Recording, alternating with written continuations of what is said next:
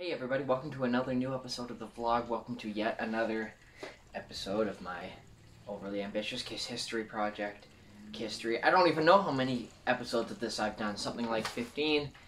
Gonna get right on track back where I left off here. Please ignore the monsoon levels of rain outside. Where I left off on my last video, Kiss had just finished their Revenge tour in December of 1992, and as I mentioned in that video, they recorded a few songs from that tour in November and released them as Kiss Alive 3, their third live album, in 1993. It was produced by Eddie Kramer, who had produced the first two Alive albums, and it's awesome. Like I said, I really enjoy the Bruce Kulick, Eric Singer lineup. It really is a shame that Eric Carr never got to appear on an official Kiss Alive record, but whatever. That Revenge tour was awesome. Anyway, so that album came out in the spring of '93, but there was not really any touring. There was some promotional stuff done. Like, I know they did an appearance on, like, Arsenio Hall, I think. From the CD Kiss Alive 3, this is KISS!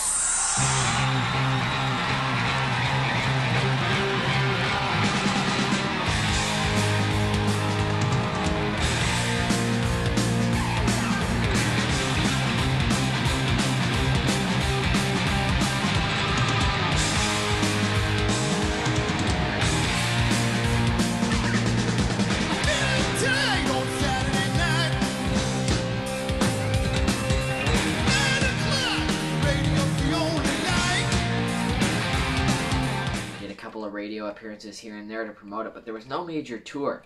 The Revenge tour, when it happened in the in the winter of '92, while it was awesome, like I said, it didn't sell particularly well. I believe that they only sold out one concert on that tour, if any. They were still playing arenas, but they were playing them usually in scaled back configurations. They just couldn't draw the numbers that they once could. And they, I guess, decided that the market just wouldn't support a summer tour for 1993. It's also possible they just wanted some time off from the road. In any case, Kiss did little to no touring in 1993. They did, and then 1994 came along, and then they didn't do a lot of touring then either. They just did a few one-offs at little U.S. festival gigs and stuff, but this was sort of a dark ages for the band. In Kiss's almost 50-year history, they've almost non-stop toured. It's pretty incredible. They've almost non-stop either been on the road or recording an album or doing something. There's never been really any extended downtime, with the exception of these 2 or 3 little short 2-year periods where Kiss's fan base was like, come on, what's happening next? But even during these periods, Kiss remained active on certain projects. I know in early 1994, I also forgot to mention that in 1993, Kiss put out the Confidential video, which is essentially the long-form video equivalent of Kiss Alive 3, and it is equally awesome. Anyway, in 1994, Kiss started work on a new album, kind of. It was a tribute album called Kiss My Ass. When I say tribute album, I mean it was like an all-star lineup of artists and musicians covering some of Kiss's classic tunes, but I believe Gene Simmons and Paul Stanley were actually, behind the mixing board for that one, doing some production and engineering work on that, and sort of executive producing the whole thing, which I think is awesome, and so Kiss that they were sort of the curators of their own tribute project. Fascinating, of course. But they did get some great artists to perform on there. You got Lenny Kravitz is on that album, Garth Brooks, of course, and then Kiss did an acoustic performance with Garth Brooks on The Conan Show to promote that album. If never I'd met you, I'd never have seen you cry. If not for a first hello, you'd never have to say goodbye. And you definitely hear some more acoustic stuff from Kiss in the not so distant future. Yeah, lots of great artists were on that. You know, groups like Anthrax and Gin Blossoms and the bands that were popular at the time, as well as some oldies. But yeah, just across the scope of genres. That's one of the few Kiss albums I don't have. I don't really have any interest to get it, as it is just a tribute record. But they did put on another really awesome long-form video, 90-minute VHS tape for it. And this is not really a tribute project. The video, I mean, it is mostly a collection of classic live clips, and Kiss fans, including myself, never get tired of the classic live clips. So this tape is really fun. Like I said, not a lot of touring in '93 or '94.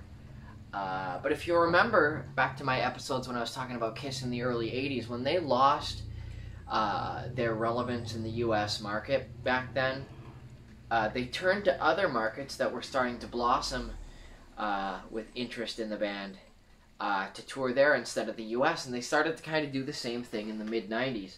Even though Kiss had pretty much oversaturated their U.S. market for gigs, there were still many other locations that hadn't seen Kiss concerts in years and were clamoring to see them again. First of those was South America. Kiss had performed in South America for the first time on the Creatures tour in '83 and hadn't been back in 11 years. So they did an awesome South American tour in August and September of '94. Oh, it's so good. That lineup again, so tight. Love it. Great performance, and they played some really cool classics.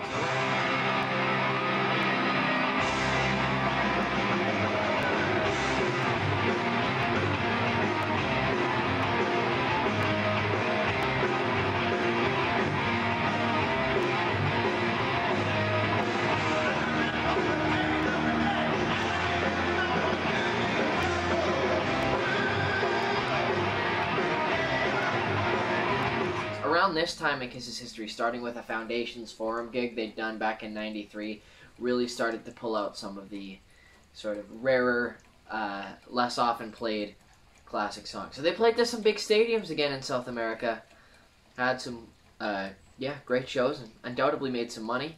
Of course, they brought the 1990 Hot in the Shade tour stage back for those shows, which is awesome. You gotta love Leon, the Sphinx. Then they took a few months off, and then in January of 1995, they brought their touring escapades to Japan. They hadn't been to Japan since the Crazy Nights tour in '88, 7 years earlier, and they did pretty well again, doing some big-time shows in Japan, including returning to the Budokan. And then right after the Japanese tour finished, they went to Australia. Of course, they did their famous KISSTORY sort of Australian tour in 1980 when they were just massively successful over there, and they hadn't been back since, so it had been 15 years. And so by now it was probably the nostalgia circuit for the Australian fan base. Get used to Kiss catering to the nostalgia folks. But Kiss did a tour of Australia, but they did something really interesting. They would perform like larger scale theater and arena shows with the full electric setup, but on alternating nights they would also perform acoustic shows. So Kiss had played some acoustic performances at radio stations and such. I know they did an acoustic Howard Stern appearance at about '92, and then they kind of realized, oh, sounds pretty good, and they started to do more and more acoustic stuff. And yeah, like I said, that performance with Garth Brooks acoustically, they sort of realized we could really pull off this whole acoustic thing. And then, yeah, so they did some special acoustic concerts at smaller venues in Australia where they played some songs. They played a lot of requests, and Kiss fans are dorks, myself included, obviously. And so fans would request some pretty rarely played songs, and Kiss would attempt their way through those, and it was pretty fun. They got the idea through doing that for a new U.S. tour. They were worried that people wouldn't come and see them on a full-blown arena tour, as they weren't like the most relevant band in America at that time. But they knew they had the hardcore fans still. The hardcore fans are diehards, and even though they weren't the most financially viable band at that time, boy did they have their followers. And they realized that people would pay good money to see Kiss in an intimate setting, play acoustic guitars, and do a show. And the idea, as it often does with Kiss, grew and grew and snowballed until it became this epic convention tour. Every day, the band would roll into a new city with like museum displays of old gear and stuff. They'd play a tour of convention halls. And then on the bill for the night for entertainment, they would have a Kiss tribute band perform during the afternoon, and then the evening's festivities would close with Kiss themselves showing up. I believe they would do a Q&A, and then they'd do like an hour-and-a-half long, awesome acoustic performance that was billed as requests only. Now, they did some songs that they'd pre-planned, but there's some great recordings from that tour of Kiss really stumbling their way through songs that they've never tried before. I wish I could go back in time and go to one of those Kiss conventions. They actually seem pretty cool. At the first Kiss convention in Hollywood, California, in June of 1995, Peter Criss shows up. Original Kiss drummer Peter Criss. It was Peter Criss!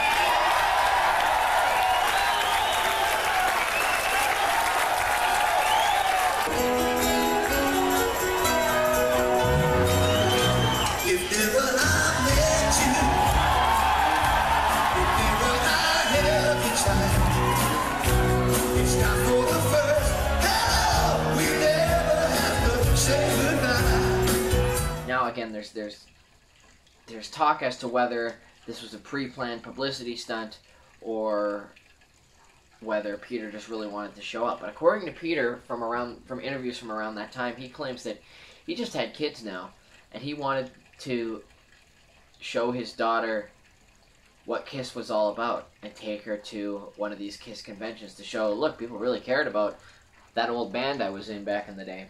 So he shows up that first night, and he gets behind the mic and sings Hard Luck Woman. Now, that was one of those things that really sparked the reunion rumors. Kiss should get back together, oh my god. But they sort of just passed that off as a one-off, and they did the rest of their tour, obviously, with the Bruce Kulick, Eric Singer lineup, and the convention tour was really fun. Now, they finished off the convention tour in August by doing something truly epic. In the first half of the 1990s, MTV Unplugged was all the rage. Everyone from Neil Young to, of course, Nirvana was doing these MTV Unplugged concerts, and suddenly, with Kiss going out and doing acoustic performances, a band that might not seem like the best fit for an MTV Unplugged performance started to materialize, and they were booked to perform an MTV Unplugged show. Now, again, like I said, Kiss wasn't the most relevant band in the U.S., so in order to make this a very highly viewed event, a major television event, Kiss had a trick up their sleeve. An epic reunion. All the reunion rumors over the last year or two would come to fruition when, after performing for like an hour and a half, well, the taping was like 4 hours long, but on the MTV Unplugged show, after doing a number of songs with the standard Bruce Kulick and Eric Singer lineup, Paul brought out some members of the family. We got some members of the family here tonight. We're talking about Peter Criss and Ace Frehley.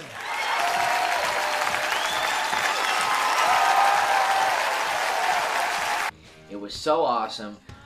The original lineup of Kiss, Gene, Paul, Ace, and Peter, performed 2,000 Man and Beth. And then they brought Bruce and Eric back out to a chorus of boos, by the way. The audience definitely booed when they brought Bruce and Eric back out. We're bringing everybody out.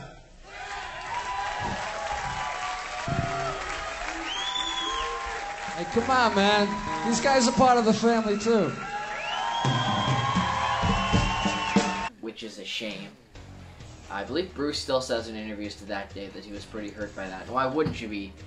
He's an awesome member of Kiss. Everyone loved him, but I guess the fans were just too stoked for the reunion to appreciate Eric and Bruce at that time. I don't know, but in any case, it was fun. They did a mega lineup of 6 people to do Nothing to Lose and Rock and Roll All Night and close out that event. Again, Kiss at that time just passed that off as a as a one-off experience and saying that KISS were not planning on going out and doing a full-blown reunion tour. And instead, right after that, they went into the studio to record a new album. That album was originally going to be called Head, and then they changed the working title to Carnival of Souls, and they worked on that until the early months of 1996. And then a certain other thing happened for KISS in 1996 that sort of put that album on the back burner for a while, but I'll get to that in my next video. I will say that in March, I believe, of 1996 is when the MTV Unplugged concert came out. It was a television event for MTV, and of course it was a live album, which I was able to get on vinyl as part of their new reissues series. Absolutely great album. There's some great tunes on there, and of course, as usual, they also made a VHS out of it. Sweet! Yes, the MTV Unplugged VHS. Great show. And see, you got the hype sticker here too. It was all about the KISS reunion. Gene, Paul, Ace, and Peter back on stage for the first time in, let me do some quick math, 16 years. And it was a cool time to be a KISS fan. 1995 was a cool time to be a KISS fan, but not as cool a time as 96. KISS had some tricks up their sleeve, as you guys probably no doubt know. The reunion became a reality in 96. And I'm going to cover the Epic Reunion Tour, and I do mean epic. Epic year-and-a-half tour they did in the next episode of my History series. Thanks so much for watching and tolerating these uploads. I know that my KISS History series are not my most viewed videos on the channel, but they're some of the ones I enjoy making the most, so I ain't gonna stop. Thanks so much for watching. For those of you who don't know, I'm also a musician myself, and you can find the links to where you can get my music, where it's sold or streamed online, in the description. Like this video if you like what you saw, subscribe to this channel if you've been enjoying my videos, and ring the notification bell if you want to be notified whenever I upload a new video, which should be in the next couple days here. If you go to my channel, I have a bunch of playlists for all my various video series, and there's a playlist for the whole KISSTORY series, which I've covered from their dawn in 1972-73 right up now to the mid-90s, and I'm going to keep going. A lot more KISSTORY to cover. Thank you so much for watching. I'll catch you again real soon.